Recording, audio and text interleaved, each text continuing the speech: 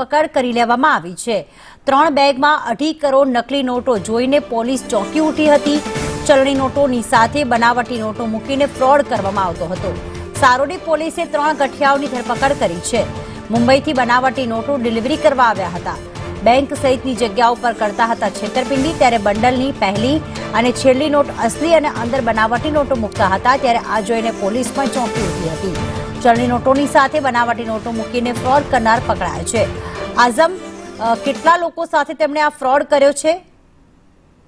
તો જે આખો મામલો જે સામે આવ્યો છે સુરતની સારોલી પોલીસ સ્ટેશનની હદ વિસ્તારનો છે, જ્યાં બાતમી મળી હતી કે મુંબઈથી બનાવટી નોટો સુરતમાં ડિલિવરી કરવા માટે 3 લોકો આવવાના છે। પોલીસે બાતમીના આધારે વોચ ગોઠવી હતી અને પોલીસ ત્યારે ચોંકી ગઈ હતી જ્યારે બેગ ખોલી જરૂર અંદર 2.5 કરોડની વધુની નોટ નીકળાઈ હતી। ત્યારે તપાસ કરતા 2.5 કરોડની વધુની નોટ હતી તે નકલી હતી અને ભારતીય ચલણી નોટની સાથે બનાવટી નોટ મૂકીને બેંક સહિત અન્ય એટીએમ સેન્ટરની બહાર ઉભા રહીને લોકોને છેતરતા હતા। તે આ ટોળકી છે।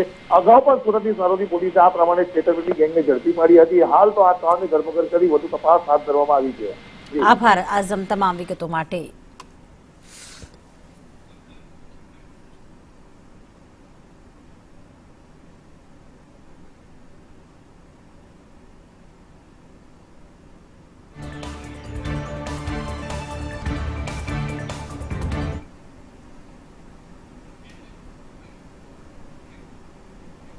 અને હવે સમાચારો પર નજર કરીએ।